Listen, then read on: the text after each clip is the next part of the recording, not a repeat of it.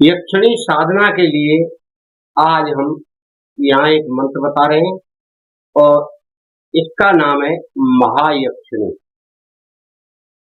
वैसे यक्षिणियां तो बहुत हैं, परंतु जो व्यक्ति जिसकी साधना करना चाहे या जो जिसे पसंद है उसी की करेगा।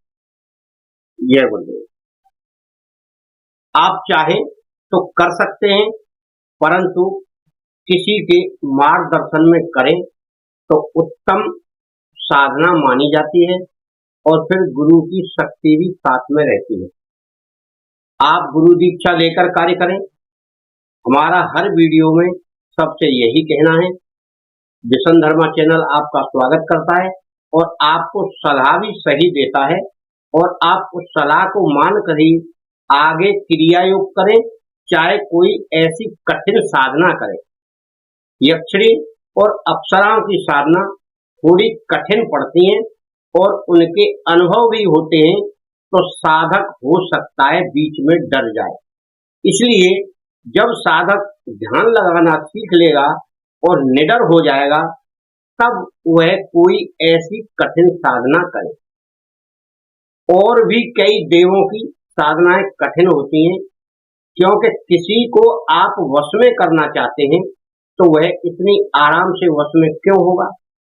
जब किसी व्यक्ति को ही आप वश में करना चाहें तो वह व्यक्ति भी आराम से वश में नहीं होता है। तो जिसमें यह तो पराशक्तियां हैं, यानी देव शक्ति और देवों से नीचे की शक्तियां जितनी भी हैं सब पराशक्तियां कहलाती हैं, जो हमें अपनी नंगी आंखों से नहीं दिखाई देती हैं।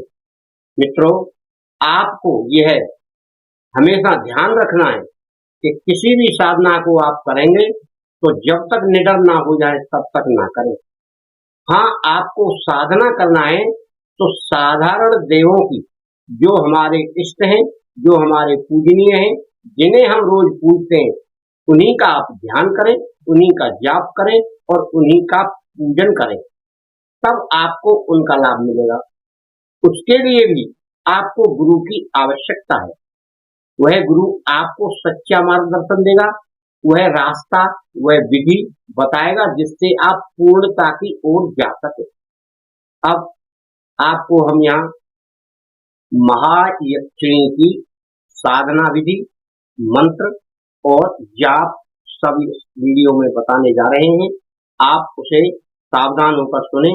यह यक्षिणी ऐसी यक्षिणी है, यानी सभी यक्षिणियों से बहुत ही ताकतवर है और इसकी साधना बड़े सरल तरीके से बताई गई है।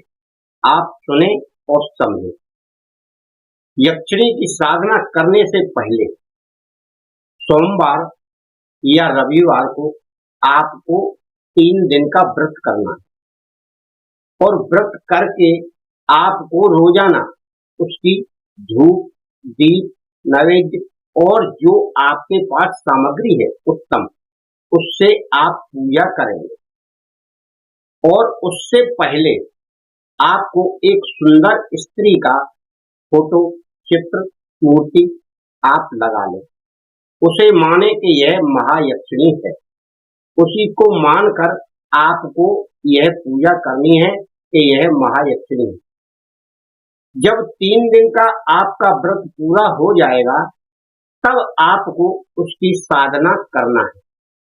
अब यह 3 दिन आपके या तो रविवार से शुरू करें या सोमवार से शुरू करें, लगातार 3 दिन आपके हो गए, तो यह 3 दिन तब पढ़ने चाहिए जब चंद्रमा का ग्रहण आएगा। उससे पहले आपको 2-3 दिन पहले रविवार और सोमवार उत्तम दिन माना जाएगा, क्योंकि नहीं तो आपको बहुत इंतजार करना पड़ेगा।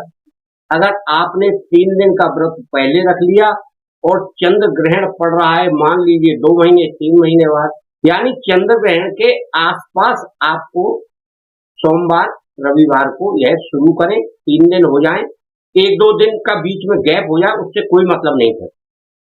आपको केवल 3 दिन पूजा कर लें और अगर रोज करें आप 3 दिन से तो भी ठीक है।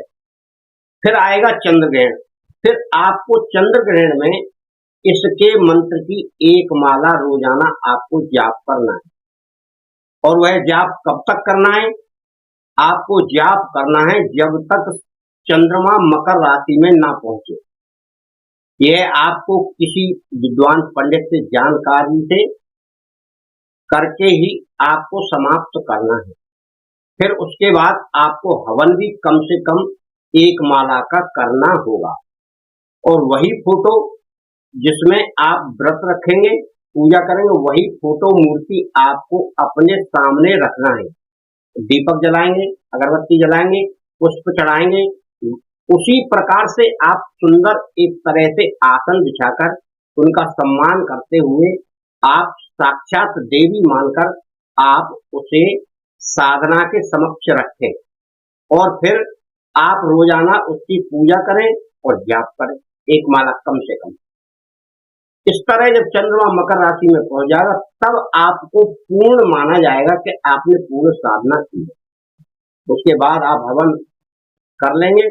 आप फिर इतने दौरान आपको कुछ ना कुछ अनुभव प्राप्त होगा। अगर ऐसा अनुभव कोई प्राप्त आपको नहीं हो रहा है, फिर आपको यह क्रिया अगले चंद्र ग्रहण में करना है। यानी कोई साधना यदि सिद्ध नहीं होती है तो उसको हमें 3 बार करना होता है। इसका यह प्रमाण है कि अगर पहली बार नहीं हुआ तो दोबारा करो, दोबारा नहीं हुई तो तिबारा करो। इस प्रकार आप 3 बार करेंगे तब आपको सफलता शायद मिले। अगर नहीं मिलती है तो इसका मतलब यह है कि आपकी ध्यान की क्रिया सही नहीं है। कुछ देवी पर, कुछ इष्ट पर जो व्यक्ति आंख बंद करके ध्यान लगाकर जाप करेगा तभी तो वह उसका साक्षात्कार हो पाएगा। जब आप ध्यान नहीं लगा पाएंगे तो उसका साक्षात्कार नहीं होगा, ना स्वप्न में भी अनुभव होगा। वैसे ज्यादातर इस दौरान स्वप्न में आपको दर्शन होंगे और स्वप्न में वार्तालाप भी होगा।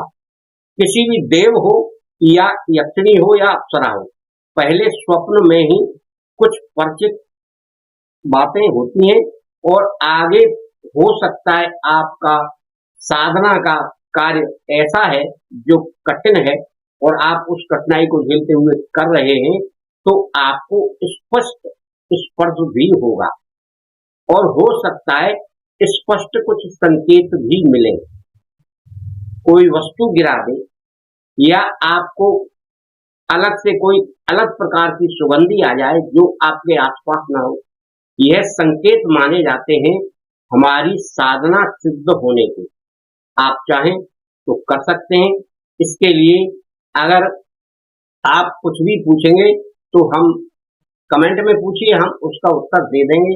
और इसका मंत्र हम यहाँ डाले दे रहे हैं, आप उस मंत्र को या तो याद कर लीजिए या लिख लीजिए। मंत्र कोई ज्यादा बड़ा नहीं है, बहुत छोटा मंत्र है।